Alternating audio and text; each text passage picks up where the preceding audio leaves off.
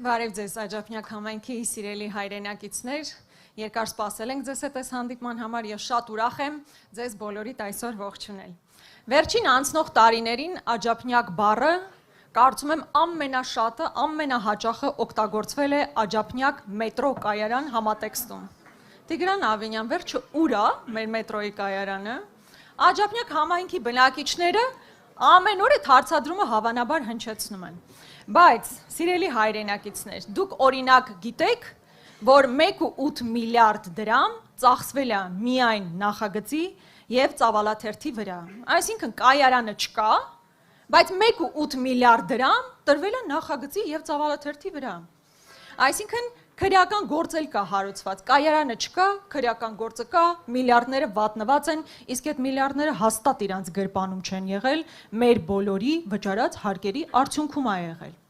Հիմա այն մարդիկ, ովքեր մեծ խոսում են խաղաղության խաչմերուկի, տրիպի, չգիտեմ ինչ մեծ պրոյեկտների մասին, մի կայարան 8 տարում չկարողացան կառուցել։ Այս տիպի իշխանության մասին ենք մենք հիմա խոսում։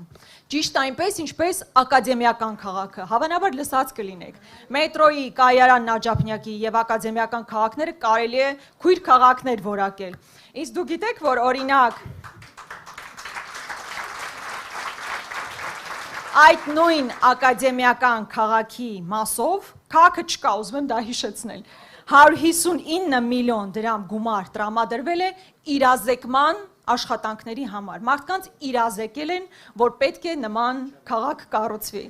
Հետո էլ զարմանում ենք, թե 8 միլիարդը ոնց է կուտակվել, 8 միլիարդը 8 տարում ոնց է ավելացել մեր պետական պարտքը։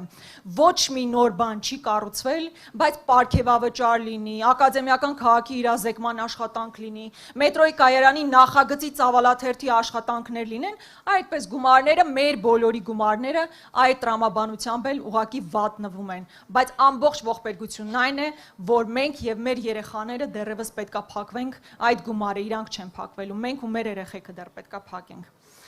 Բայց սրանք երևի այս իշխանությունների կատարած ամենափոքր հանցանքներն են։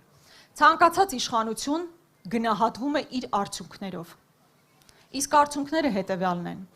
Մինչև այս մարդկանց իշխանության գալը Արցախը կար, Արցախը հիմա չկա։ Մինչև այս մարդկանց իշխանության գալը որևէ մեկը հայոց ցեղասպանության հարցը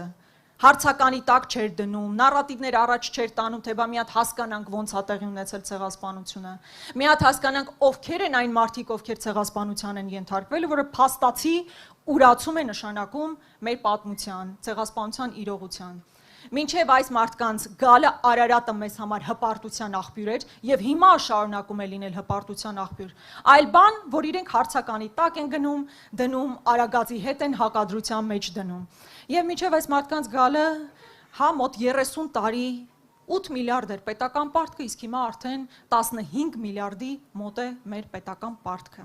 Եվ հետևաբար հունիսի 7-ը ճիշտ այն օրն է, որ մեզանից յուրաքանչյուրը պետքա գնահատական տա այդ արդյունքների, այն ամբողջ ողբերգությանը, որ տեղի է ունեցել մեզ հետ։ Այս օրերին այն ծավալի ագրեսիան, որ իրականացվում է իշխանության կողմից, հասկանալի է, որտեղ ուրիշ բան չունեն առաջարկելու։ Բայց ես ուզում եմ, որ մեր քաղաքացիները համբերատարությամբ լցվեն առաջիկա օրերին, որովհետև հիստերիաները միայն գնալով ավելանալու են, եւ ուղղակի գնան եւ իրենց վճռական արձագանքը տան այս իշխանությունների այս տարիների վարած քաղաքականության ու ողբերգություններին, որ իրենք բերել են մեզ բոլորիս։ Այստեղ մի տեսակ այսօր քննարկում այնպես գնաց, որ այս իշխանությունները պատասխանատվության են ենթարկվելու եւ բնականաբար չի կարող հայրենիքի հանձնումը անպատասխան մնալ եւ կարծես թե նարատիվներ գեներացվեցին, թե ինչ պայմաններում պետքա լինի Նիկոլ Փաշինյանը թմբուկը խփի, չխփի,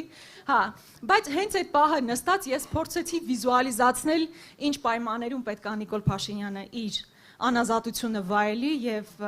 ես օրինակ առաջարկեի հետեւյալ ձև լիներ։ Մի պատի վրա Արարատի նկարը լինի, մյուս պատի վրա մինչև իր իշխանության գալը Հայաստանն Արցախով միասնական քարտեզը լինի, մի պատի վրա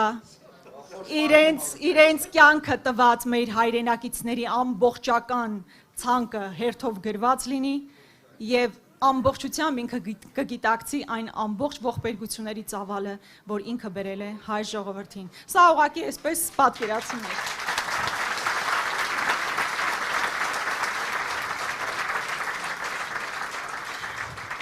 Այստեղ իրականում էլ ավելացնելու բան չունեմ, զգում եմ, որ բավականին շոքել է։ Ուղղակի ուզում եմ ձեզ բոլորին խնդրել, հնարավորինս շատ խոսել ձեր ընկերների հետ, հարազատների հետ, հարևանների հետ, ասել, որ իսկապես ճակատագրական բնույթի ընտրություններ են, եւ այստեղ որոշվում է, թե ինչպիսի դասագրքեր են գրվելու վաղը, որ վերջ տանք այս ուրացման քաղաքականությանը, ինչքան կարևոր է մեր անցյալի արժեքները պահելը, ամուր կանգնելը մեր ոտքի վրա եւ ապագան վստահ, անվտանգ, կայուն եւ մրցունակ պետություն կառուցելը։ Շնորհակալ եմ։